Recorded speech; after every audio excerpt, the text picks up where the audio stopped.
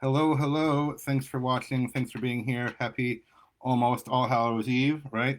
Right. I was going to say Happy Friday, which it is also that, but I realized whenever I said it, I used to say that a lot, and then the podcast, when I reproduce the podcast, it's no longer Friday anymore, so never mind. But Friday right now, in case you couldn't tell, if you're watching this live on video, you can tell. I'm here with my good friend Corbin. Corbin's been on videos before. He is here in person with me right now. This is Uh, not a digital effect. Yeah, this is actually a real thing that before COVID people used to come together in person. No, yeah. um, decided to come here to the great state of Texas to spend the weekend, and we're here hanging out and just talking about Marvel and nerd stuff and enjoying life and getting some good tacos, things like that. Tex-Mex, Texas barbecue, Yeah, and Benny Harris time. yeah. My little guy, my little 1 year old is making a new friend too. Slowly but Slowly, surely. yeah, yeah. But surely you can't be serious. No. So I anyway, so, can. Don't yeah, call me Shirley. yeah. Um, we should probably do more than just tell puns this whole time. Um, I'm Oh, well, I'm going to leave then. I'm, I'm here. Corbin and I today can talk about our side project. Some of you know, of course, I'm a writer. Corbin's a writer. We're working on. We're both pursuing publication, or something like that at least. Both Eventually. eventually in our writing projects. I wanted to talk today about a side project we've been doing together for the past couple of years. If you didn't know, we have a side project. It's a blog called Marvelous Movies. It's we call it your superlative source for superhero satire. You can check us out and see what that means at marvelous-movies.com. I guess the real name was taken, so we had to put a hyphen in there, but marvelous-movies.com.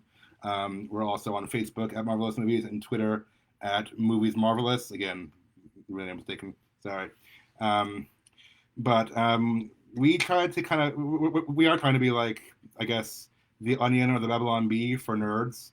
Um, Primarily not Marvel nerds, but we've branched out of Star Wars and DC and other fandoms and things like that too.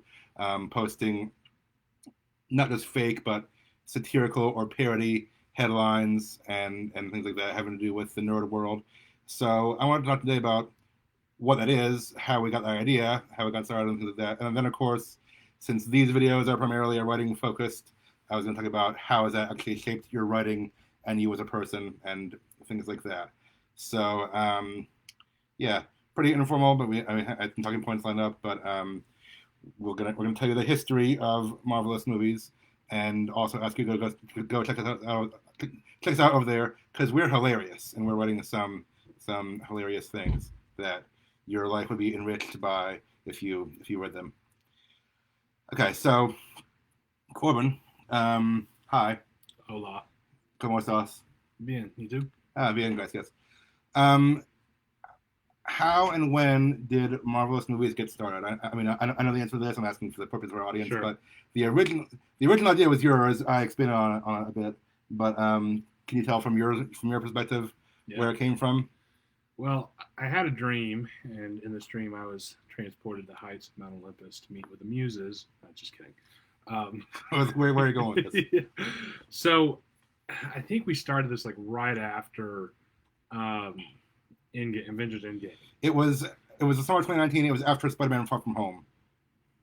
It was Yeah, like, I guess it was, wasn't it? So mhm, definitely after Endgame. yeah, So I just kind of noticed this phenomenon where the MCU had become so entrenched in, you know, modern pop culture that even non-major superhero fans like knew who Captain America or Iron Man were, hmm, which um, if I could go back, 20 years ago when I was a kid and told myself that this was going to be the state of affairs, I would have been pleasantly just shocked. hmm, But, you know, I just started noticing that people, instead of saying, like, that one movie with Chris Evans, it would be, that one movie with Captain America or that one movie with Spider Man or Black Widow or Iron Man or whatever. And I just kind of thought that was funny. And there were a couple of times where somebody would be like ask me a movie, about a movie that had some Marvel actors in it, and I would sit there and jokingly tell the plot of the story as if it had the Marvel characters in Mm-hmm. it. Can you give me an example? Um, Goodness, put me on the spot. Oh, so there was a movie that came out, and I think you actually ended up writing a fake review of it, but like Just Mercy. Oh yeah. So that had Michael B. Jordan. B. Jordan, I said Michael Jackson, Michael B. Jordan playing the main character. It also had Brie Larson plays Captain Marvel in a supporting role. Had Jamie Foxx in it. I think he was Electro. He was.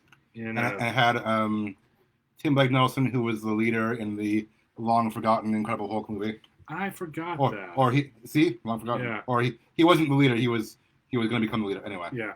So we would tell, and I've actually met the real life Bryan Stevenson. I know. Yeah. He's a lawyer. I had to throw that in there. He's a rock star in my world. But the you tell that story.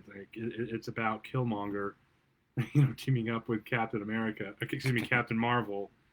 To fight injustice in the criminal justice system. To keep Electro from getting executed. Yeah.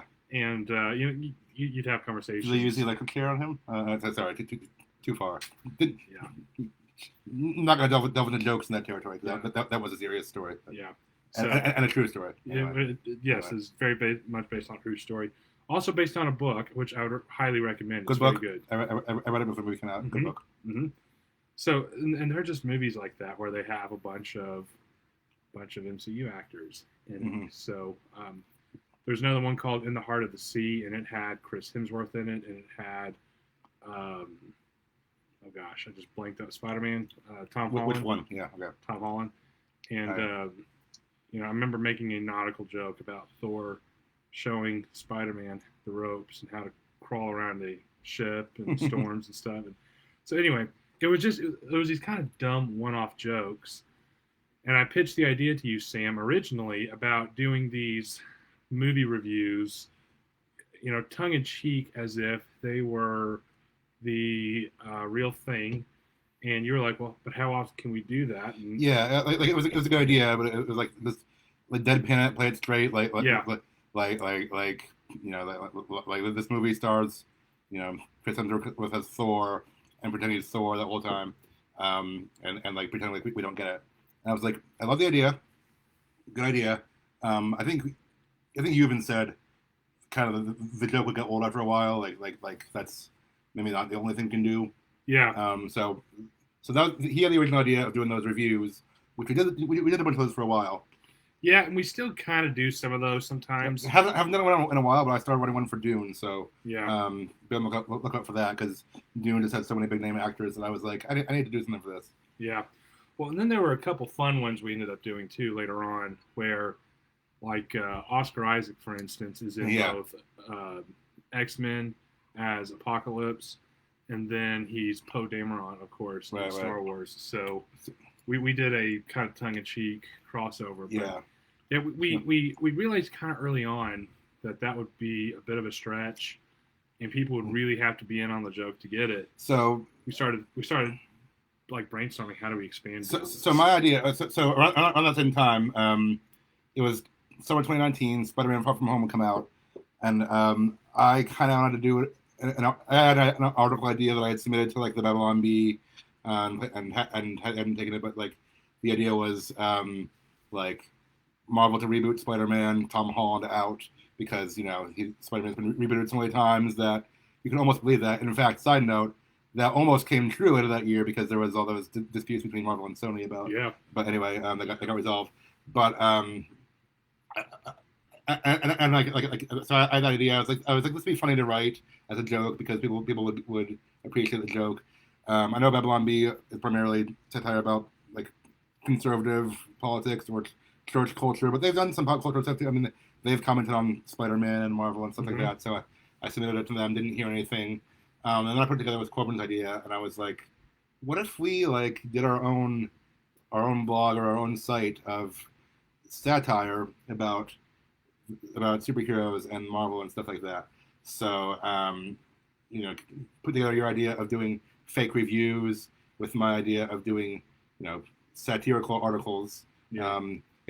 I differentiate between satire and fake news. It's not just fake. I mean, fake news purports to be true. Satire is honest that it's about being a joke or about being a parody. But Well, and sometimes when you're parodying real life, especially when you're talking about America in the 2020s, satire ends up becoming true after a point. That's a whole different conversation. But yes, but yeah. So we kind of have this idea, and I know.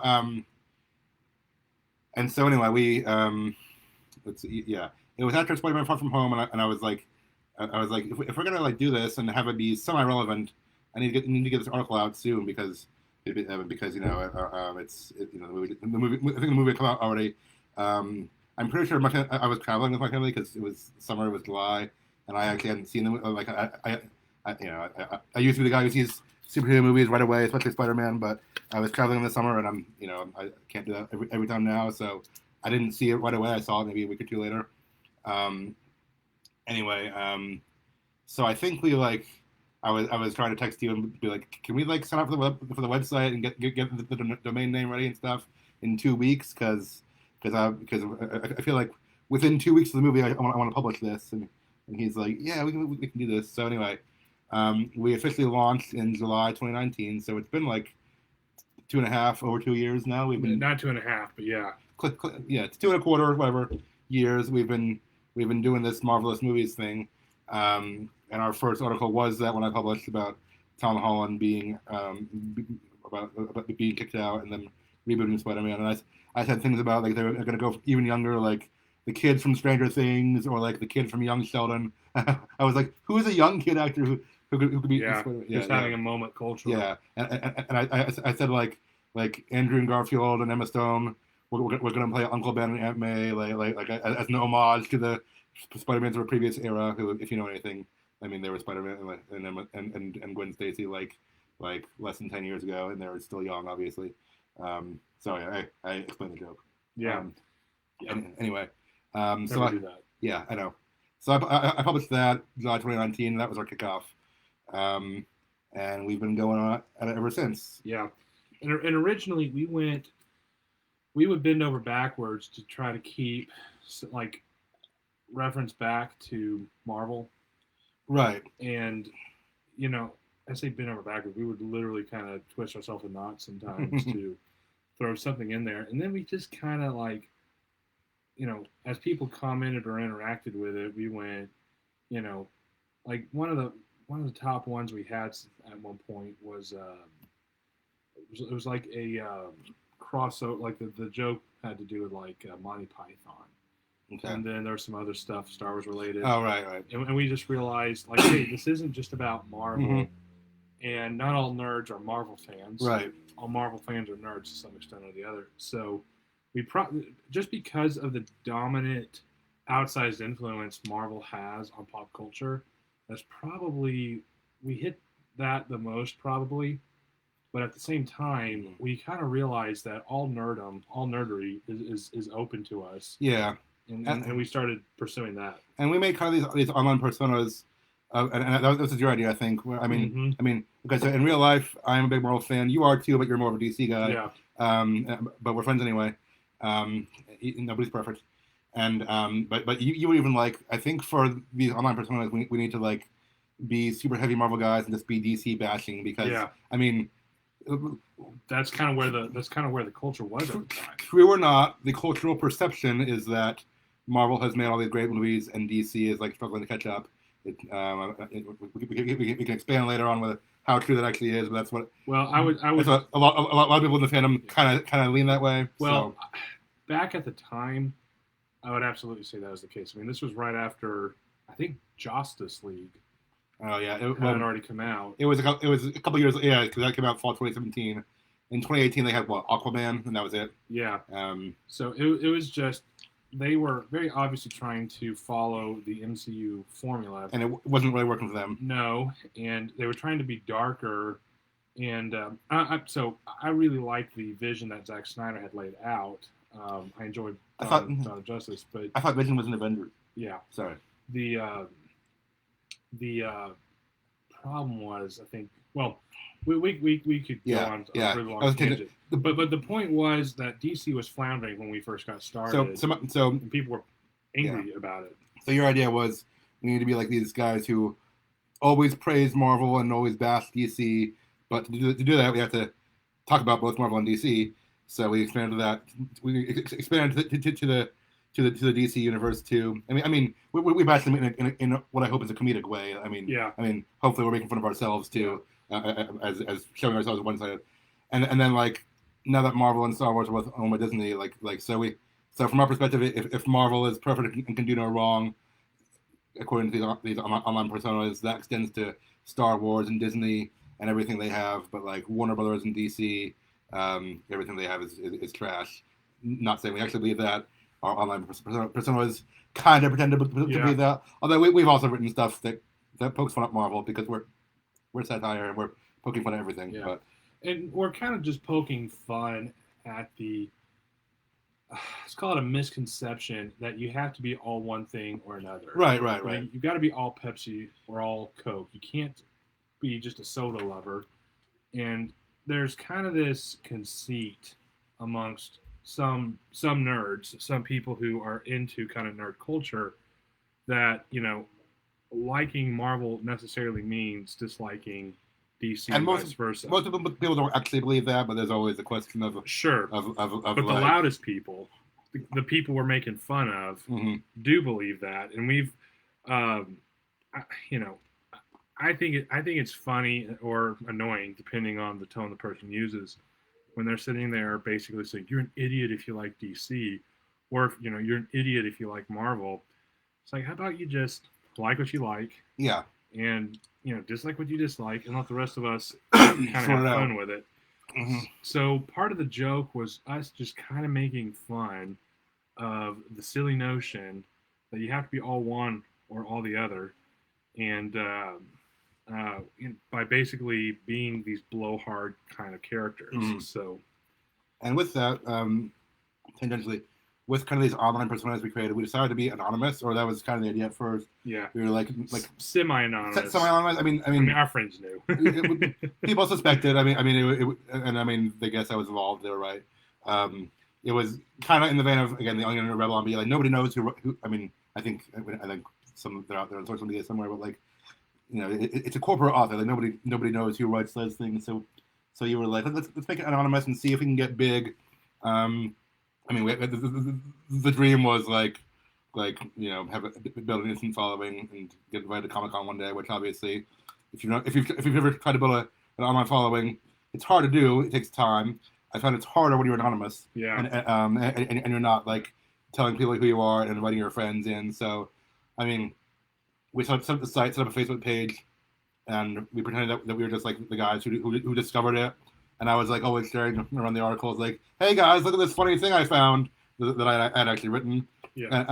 And yes, some of my friends suspected I had written it, or that I was involved. They were right. It was kind of fun having a public persona too. It was like a secret identity thing, and we were bringing a few people into the circle.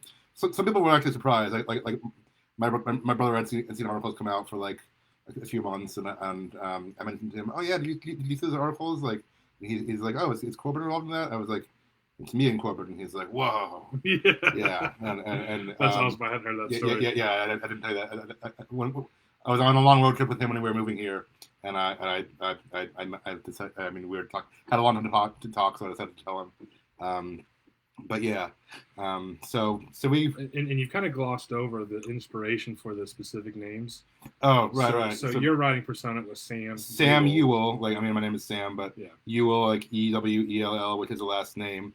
But the pun is and mine was Benjamin. Let me not explain the joke. Yeah, I think Cor and then Ben would have been a little bit on the nose. So mine was Ben, last name Jammin, as if my name was Benjamin. Which is a great name, by the way. Thank you. We used it for our son. Yes, they did. But in honor of my online persona. Just kidding. But no. But the idea came from the great writer of Marvel, Stan Lee. Which, I mean, I don't know if he did that on purpose, or I mean, Lee was shortened from Leibovitz or something like that. But Stan Lee, it's the name Stan Lee. Yeah. Or it sounds like the name Stan Lee. when I was young and I was reading comics and I saw the name Stan Lee, I was like, who is that? And like, why isn't his name just Stanley? Like, Yeah, is that supposed to be a pun? I don't know. Stanley Lee.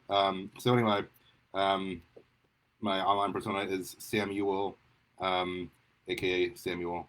I know it shouldn't have, I mean, I don't know if everyone who read my articles looked at my line anyway, but it shouldn't have been that hard to figure out. I was sharing articles about Marvel, which everyone knows is my thing, from someone named Sam. I mean, not hard to put two and two together. We kind of denied it without overtly lying. I was like, oh, it's I don't know what we said, but yeah, people guessed we were involved, or they at least guessed I was involved. I don't know if they guessed you. Yeah, my name was a little bit not quite as some of my friends guessed it was me and Jeff, which Jeff was in the loop. We had him sharing some of our posts. Yeah, thank you, Jeff. By the way, yeah, if you're out there watching Jeff, and Roger, So Jeff, Jeff shared some of our posts to ask him if he wanted to write one. He eventually wrote one. He's written one guest post this past year about WandaVision, but he didn't. He wasn't a writer for a long time. So my friend Dave on the thread. If you don't know what the thread is, don't worry about it right now. It's complicated. I posted stuff on there. My friend Dave asked was sarcastically like, yeah guys, like isn't it amazing that you and Jeff just found this site? Like, and I was like, hey, it's me and Jeff are not behind it, which was true. Or I was like, I don't think Jeff started it. I didn't start it either, because technically you would start the idea and he started the website. So we were able to, without overtly lying, say, make it sound like I'm not involved. But it's using language to kind of people guessed off a prank, essentially. Yeah, but I mean, people guessed or at least suspected, obviously, which is fine. I get that. I figured they'd suspect. Yeah. But for most of 2 years, we didn't go public. We made that decision kind of recently, like in the past few months, for a couple of reasons to abandon the secret identity thing. I think partially it wasn't doing much for us. Like at one point we thought, oh, it's a fun prank, but then growing audience, it wasn't getting us a lot of places. Also, we started collaborating with some of the guys with some other writers of fandom satire, which I guess is a growing niche. I thought we were the only ones. There's hey, we're trendsetters. Yeah. There's the guys from Faking Star Wars and Faking Fandom. They're on Twitter. I think they're on Facebook and such. They have a podcast. I believe it's just, is it fakingfandom.net? Anyway, yeah. They found us on Twitter and were like, hey, you want to collaborate? And I kind of got those vibes of like Nick Fury saying like you think you're the only superhero out there? You're part of a larger world now. Yeah. Not really. Yeah. Fakingfandom.net. We're kind of part of their network now. We're collaborating with those guys, sharing some of their articles, and they're sharing some of ours. Yeah. They're a lot more visual than we are. Yeah, they've honestly done more than we have so far. So we're we're trying to learn from them and build up some of our stuff, and we're not there yet. But we've only been doing this 2 years. They've been doing it longer. But they do primarily Star Wars, I guess. But now they do more than Star Wars too. So go check them out too. Fakingfandom.net. You can follow Faking Star Wars and some of those things on Twitter, Facebook, and more. But once we started collaborating with them, I was like, they all have their own personas. Like they each have their own separate Twitter accounts, and I was like, I said to Corbin, like, if we're gonna do this, like, the online thing isn't doing much for us. I mean, we can still call ourselves the names like Samuel or whatever, but yeah, and we kept it on the site. But so Sam, I've actually got a question for you. I think we've kind of talked about the history enough, but like, what's your favorite article that you've written, or favorite handful of articles? Handful. I mean, I could pick a bunch. One of my favorite early ones that I did that actually went far. I mean, we were boosting things. So I did one that said the Hulk fired from Marvel after old movies resurfaced online, because there were these times when, like, people like, well, James Gunn was a big example, but cancel culture, and however you feel about that, I'm not getting into that right now, but people have been fired for some of their old things resurfacing online, and I was like, what if they fired the Hulk, not Mark Ruffalo, but the character of the Hulk, because I saw his embarrassing movies and stuff like that. And that was relatively early. That was 2019. And we shared it around a lot, and a lot of people shared it. I think people still thought it was real. They thought it meant like the actor Mark Ruffalo, and I'm like, no, it's the whole. Yeah. Um, but we kept having to comment in the comments. Yeah, like, I think it's satire. A satire side. That's the problem with one satire at all in general, but also us being newer. Yeah. It's like people didn't get the joke yet, so we had to explain it. That happened with our first article too. But that one just I felt like it was clever at the time. It got a lot of reach. It was commenting on something that was happening in media. I liked that one. I think one that I thought was clever, and this is just me thinking I'm clever and liking puns that aren't that clever, but we started doing the fan letters, so like where we have a fan write in. The fans are us. We're faking letters. Spoiler alert. Spoiler alert. But I wrote one about Star Wars canon, and last year, and I had a fan ask like. So I found some old Star Wars comics, but someone says they're not canon anymore. Can you tell me what's canon and what isn't? But I intentionally misspelled canon to be CANNON. So in my response, I just started explaining all different kinds of cannons in the Star Wars universe, like laser cannons and ion cannons, and how those work according to the Star Wars universe. And so it was trying to be this deadpan thing of going into cannons rather than talking about canon. I don't know if many people got it. I mean, you have to kind of click on it and read it to get it, but I'm like... It was clever and it was punny. Thank you. And then a couple of ones that I've done recently, okay, so there is a difference between satire and parody. I mean, we can elaborate on that briefly, but we call ourselves satire. Not everything we do is satire in the strictest sense, because satire is like a joke with a point. Parody is just like making fun of something, like let's make fun of this movie or whatever because we're having fun. Yeah, just point out the humor. I think the reviews are more like that.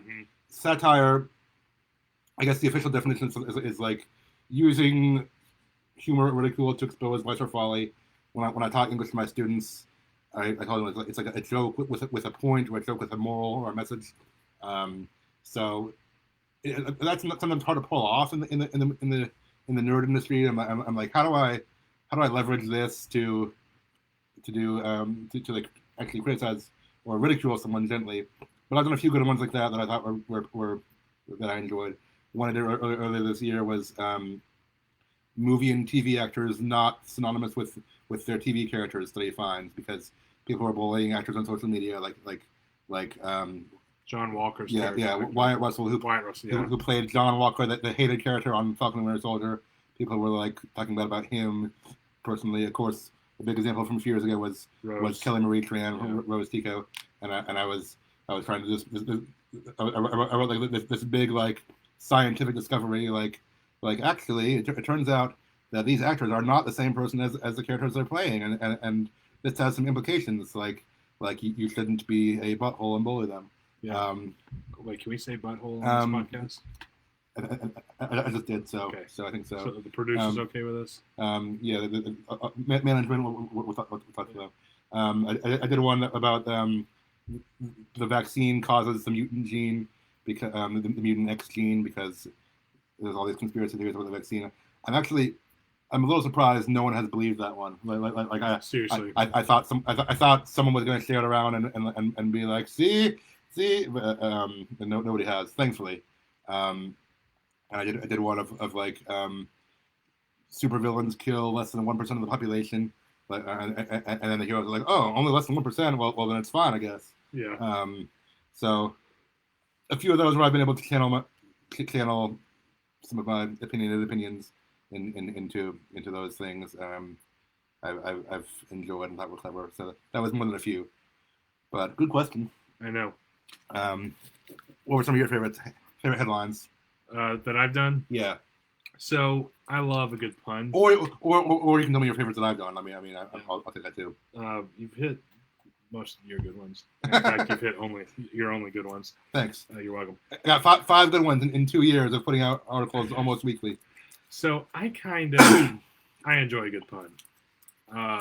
So much so that I even enjoy bad puns. Yeah, I was gonna say I enjoy bad puns. So we did one where I was talking about when they announced that Hayden Christensen was coming back for the Kenobi TV show. The headline was social media roasts Darth Vader actor and Kenobi casting. Right, right. And this was kind of making fun of the trend for people to just get online and just bellyache about every little announcement, every little decision surrounding whatever movie, TV show, book, whatever. Uh, and basically was just talking about how people, were delivering some sick burns to Hayden and people who were disarming him and cutting his legs out from underneath him. If you've watched Revenge of the Sith, you should be laughing right now. Yeah, it was quite hilarious. If you've watched Revenge of the Sith, you should also be laughing while watching Revenge of the Sith. Well, it beats crying. Yeah. Anyway, so it was just a lot of puns. There was one where right before or right after the live action in air quotes, Lion King came out. I did a post where James Earl Jones has traumatized generations of moviegoers with tragic deaths. And this just kind of came from a throwaway comment I made to somebody where, between the death scene of Obi-Wan Kenobi on the Death Star and the death of Mufasa, whom he voiced in both the old and the new Lion Kings, those are probably the most traumatic on-screen deaths that a lot of millennials experience in their childhoods. Mufasa dies? Crap, I gave it away. So, no. Yeah, how else does Simba get to remember who he is?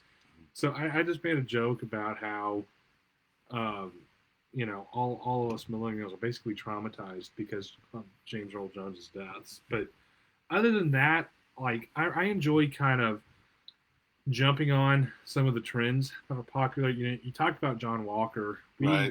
We did some... A few about him. Yeah, but they were like really over the top. So like, poll shows Americans hate John Walker more than they hate COVID-19. That's probably true because half the Americans are like COVID-19 isn't a big deal. Yeah, and John Walker isn't the hero we want right now, but he's the hero we deserve. So stuff like that. When the Snyder Cut came out, we jumped on that bandwagon pretty hard and talked about like George Lucas doing a Lucas cut of episodes 7 through 9. All these other things getting their kind of remakes, like the Peter Jackson cut of Lord of the Rings, or the Tolkien cut. Is that a thing? Maybe that's how we put it, but it's not a thing. Yeah, it would have gone for like days and days. And actually, I saw somebody else did a meme kind of along that joke. And I guess kind of the final two I'll talk about real quick was Jimmy Woo, the FBI character from... he was in Ant-Man and also WandaVision. Yeah. Played by Randall Park. And Randall Park, was in The Interview playing Kim Jong-un. That's right. And he was Asian Jim from The Office. So we just basically posited this article where he's got this long career of going undercover as people, and this is just one more instance of that. And then because like Sam and I are both big fans of the show Community. Oh yeah. And two of the driving forces in the MCU are Joe and Anthony Russo, who worked in Community. I think they were some of the very first directors to work on that show. Almost every Community actor has been in something from Marvel now. Yeah, I think Joel McHale is the exception. He was in Spider-Man 2. That was his first film role. No, it's not MCU. Yeah, not MCU. But yeah, you're right about that. And I don't think Jillian. Jillian Jacobs and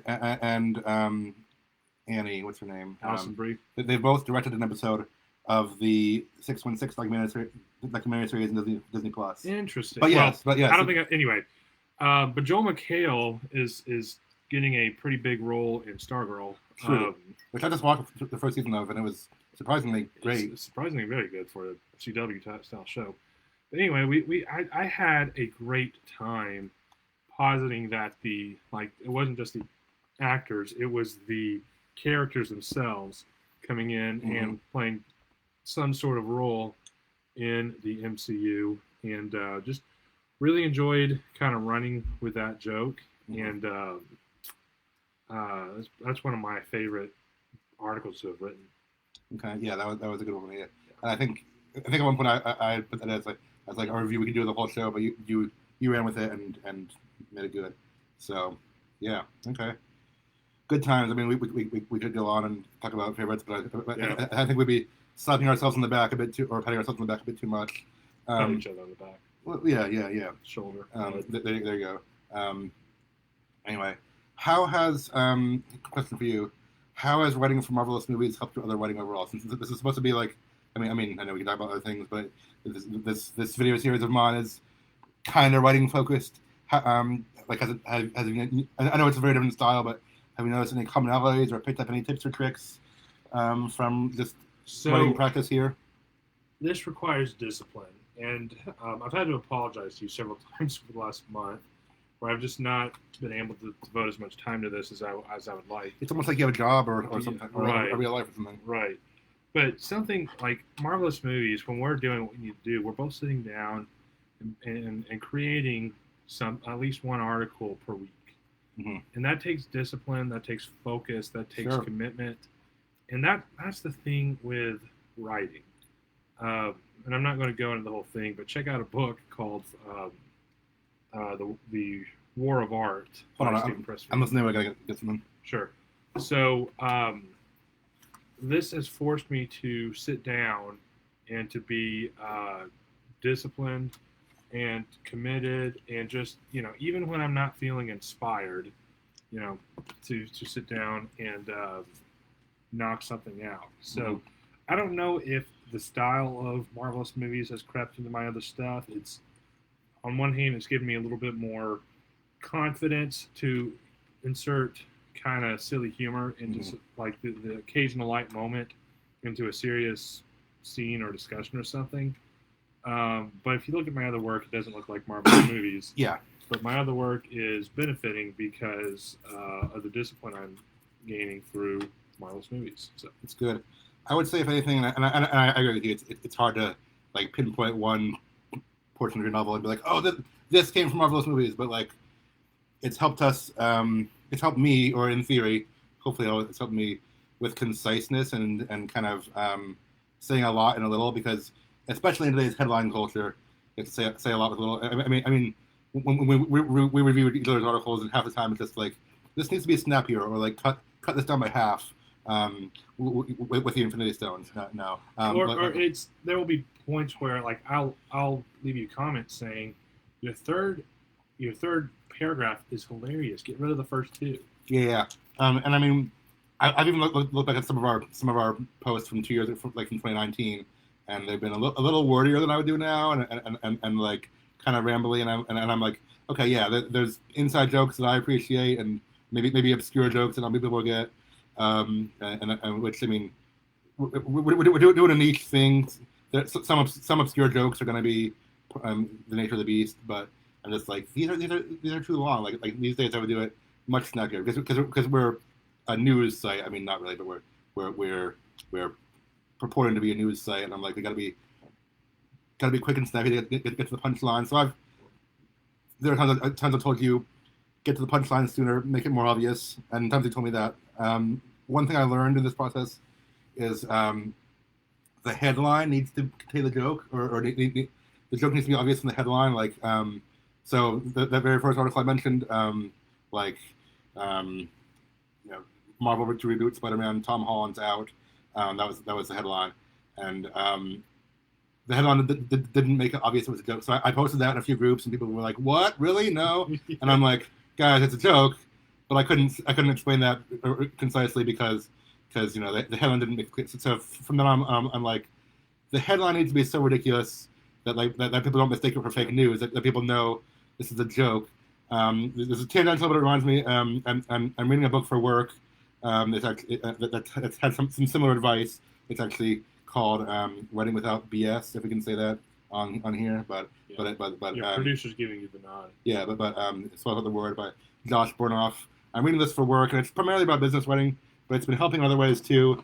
He even talks about, like put your conclusion up front, or put your main, which means put your main points into your headline or your intro. Don't make the reader wait the whole time for it, because they're not gonna sift through all that.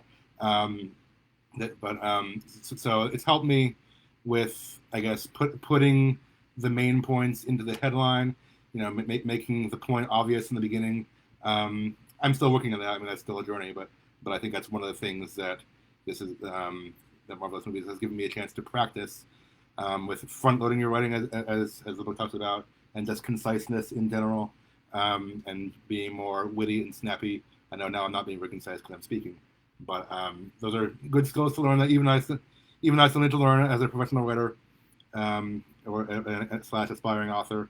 And I think writing some of these satire articles where news has to be short and snappy, and also jokes have to get to the punchline pretty quickly. It's helped with that. So, good thoughts. Yes, I agree. Yeah.